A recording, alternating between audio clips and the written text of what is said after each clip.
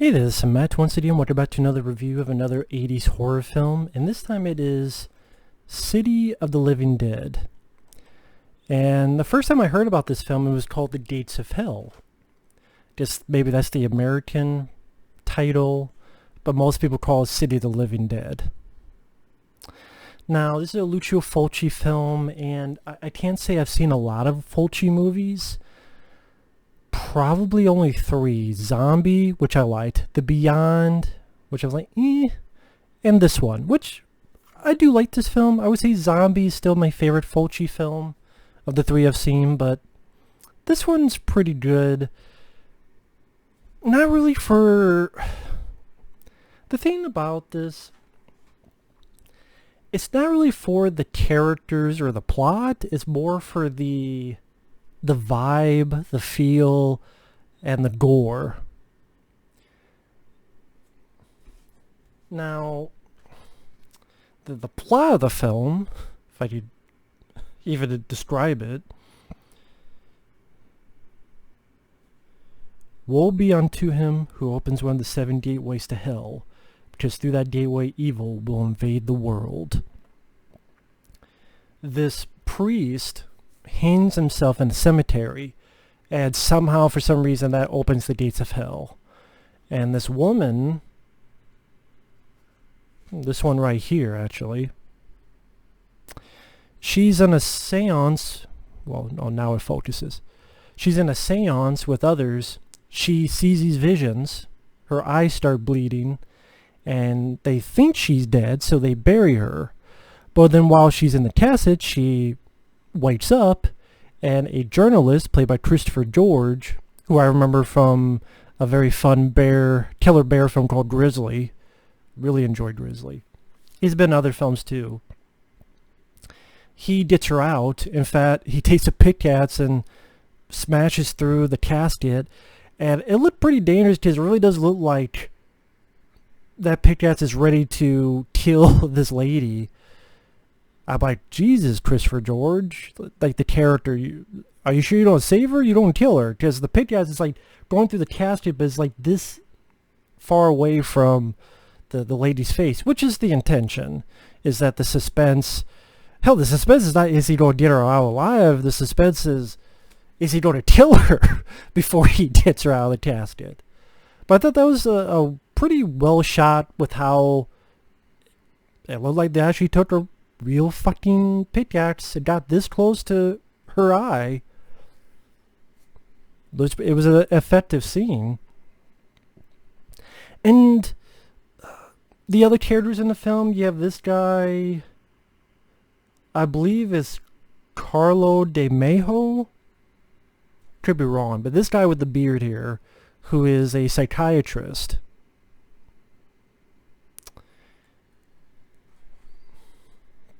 And he has a younger girlfriend. I forget if it's a girlfriend or wife. And just a bunch of strange things happen. Like this one guy goes to a house and there's a sex doll there for some fucking reason. And then he turns and he sees this guy rotting away, which made me go, ew, because the body has all these worms on it. That's one thing Fulci, in the few films I've seen him do, he really makes dead bodies look gross. I know that sounds like, well, of course it look gross. It's a dead body. But it's always that extra mile, whether it be the zombies in Zombie, where it's not just zombie rises from the grave, but there's like no eyes in the sockets, or there's like worms coming out of the eye, or coming out of the mouth, or there's maggots, or always that extra touch that makes them a bit more effective than the usual dead body. Especially when they put like worms and shit in there. At least the strange things happen, mirrors break. One woman sees that dead priest at the beginning and her eyes start bleeding.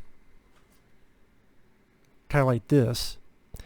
And one of the more memorable scenes that people talk about, she pukes all of her guts out of her body. Literally like guts, teeth spewing out of her mouth, which is pretty damn gross and fucked up, and dare I say original, because I can't think of another movie where a woman actually pukes up her guts. And then that dead priest, like the boyfriend of that girl who pukes up her guts, which I don't know why the guy stayed there. If I saw one organ come out of my girlfriend's mouth, I'm leaving. Sorry, honey, I'm getting the fuck out of Dodge. My dick and not go anywhere with a mouth who had just puked up even 1 inch of intestine. Hell, even puked in general, let alone puked in intestines. My dick is going to the Bahamas with the shark from Jaws 4. But that guy, the dead priest grabs that guy in the back of his head and squeezes not only the back piece of the head, but the brains, and rips it out. Very graphic, gory makeup effects that just go, ugh. Whether you want to call the effects good or bad, to me, they're effective. For what their job was supposed to be, they're pretty damn effective. And I keep doing this. It's like, shit. Like, it's not just ripping it off or ripping a head off. It's literally just the squeezing. And like pieces of the brain squeezed through the fingers as if they were macaroni. It's like, ugh.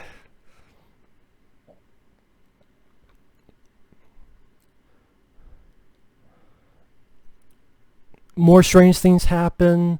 A window shatters by the beard guy, the psychiatrist, and his younger lady. The pieces of the window hit the wall, and the wall starts bleeding. And I said that the plot of the film is, while the strange things are happening, the journalist, played by Christopher George, and that lady at the beginning who was almost buried alive, they're going to Dunwich to try to shut down the gates of hell. I guess at the end of the day, they have to kill the priest that hanged himself. I mean, he's dead, but they have to kill the undead priest. Some people are there just for death scenes, which is fine. This is a memorable death scene. Like this one guy that a couple of people are blaming for certain stuff. A father of a daughter, which he thought this guy was, I think the guy's name was like Bob or something, that this guy did something. Pretty much the father commits cold-blooded murder and has the guy and a drill slowly going towards him.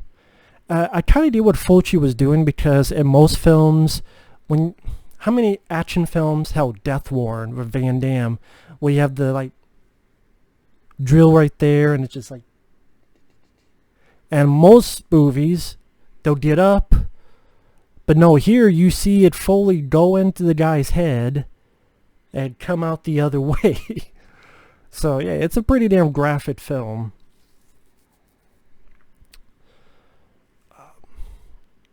Christopher George and the lady meet up with the psychiatrist and his lady, and the four of them are talking, figure out what to do next, and the windows break, and a swarm of maggots, for the gross factor to double, swarm over their faces and over everything.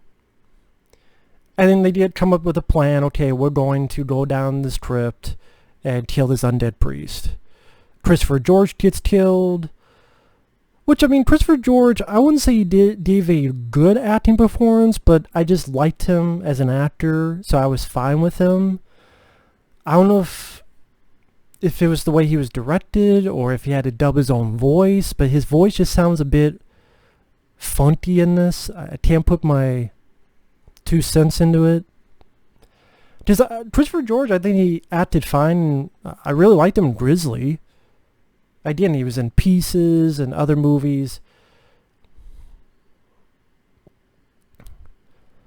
So, I mean, because I like the actor, it's too bad that he got killed. Just really, I mean, other than saving the woman at the beginning, he didn't do anything in the movie. Which is funny because like one old woman's like, it was prophesied that you would save her. I guess it was also prophesied that he would do nothing but die. Because that's all he did. And then the bearded guy's lady quote earlier. So it's the beard guy and the almost buried alive girl. They're in the crypt, and a bunch of zombies that damn remind me of Fulci's Zombie. And like I said, Fulci, Dario Argento, I would say, is the better director because of the color scheme and the way he sets up the kills and the shots. And right? You do say his plots make as little sense too, but you do really see the direction here. Fulci's direction is more about grimy atmosphere. Like in the crypt, yeah, cave of skeletons and cobwebs. And you know what? It does its job. It does its job well. The movie's not too long. It's, what, hour and 33 minutes? Hour and 32 minutes?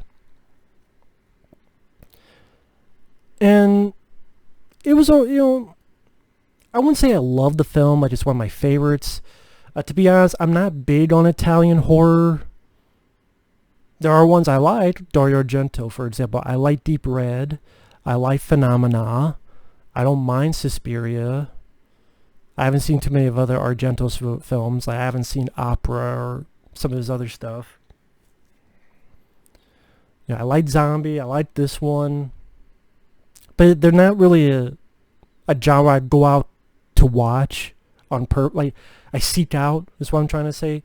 But again, the jobs they're trying to do, they do it effectively.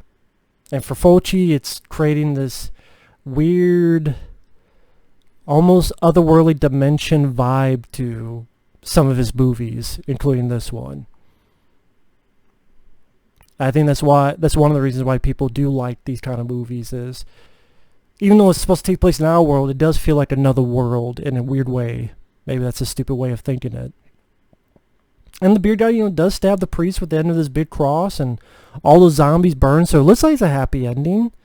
And maybe it was a happy ending, but the ending that they have is so fucking stupid, it makes my brain explode. I'm like, because what happens is the two get out.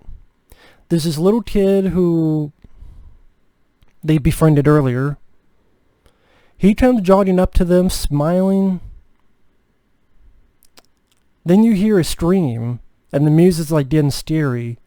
Then it freeze frames on the kid. And you're like, what the fuck is this ending? What does this mean? They killed the priest. All the zombies burned. The kid is not dead. He's not fucked up. He's not rotting. What happened? Now, I don't know if this is true, but the rumor is that the actual ending was something about the film stock. Someone spilled coffee on it, and then they didn't have an ending, so they just did that. I don't know if that's the case, or they're just saying that retroactively because of a shitty fucking ending. So that hurts the film a bit. The stupid final shot, it doesn't make any damn sense. I don't even know how to explain what's supposedly happening. Like, that kid is so annoying, he's the harbinger of doom. Or maybe, the movie's like, fuck kids. There's kids. Oh, it's the end of the world now, and I don't feel fine. I don't know what the hell the movie's trying to tell us. If you know, let me know. In the comments, please. I appreciate comments. But other than the fact that the acting, I wouldn't say is great. There's really not much to the characters. There's really, I guess, nonsensical is how they explain the story. But for the ambience and atmosphere that Fulci films usually have, for the crazy gore, like the girl puking her guts out, the drill to the head, the maggots and worms on zombies. I don't mind the guy who is the psychiatrist. Yeah, I think it's Carlo De Mejo. I didn't mind this guy. I thought he did fine. Same with Christopher George. I mean, I gave him some shit earlier, but yeah, I like him as an actor. So it's just cool to see him in movies. May he rest in peace.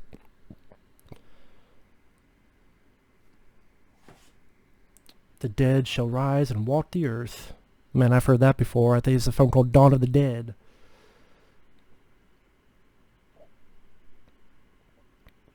Of course, speaking of gore, the brain-ripping scenes. And just like the brain squeezing and through between the fingers. Also, the score by Fabio Frizzi is a pretty decent score. Fabio Frizzi. The score fits the flick like a glove. I mean, I would say I still prefer the score in Zombie, that do do do do. Like, I would still say that score in Zombie is better, but this is still a fairly decent score. More than decent, it's a good score. But other than that, not sure what else to say. If you like zombie movies, well, you've probably already seen this. If you like Fulci movies, you've probably already seen this. And if you like gory movies, you've probably already seen this. So I don't know who I'm really talking to, but I liked it. I would say I like the Gates of Hell title more than City of the Living Dead. I don't know, the Gates of Hell just, to me, has a better ring to it, but most people call it that, so that's what the title will be. But maybe what I'll do is for the thumbnail, I'll put the Gates of Hell poster. So if you're wondering, wait a minute, the Gates of Hell, it says Gates of Hell in the thumbnail, but it's called City of the Living Dead. That's why, because it had two different titles. By the way, thanks for watching, take care, and see you in another 80s horror movie review. Later.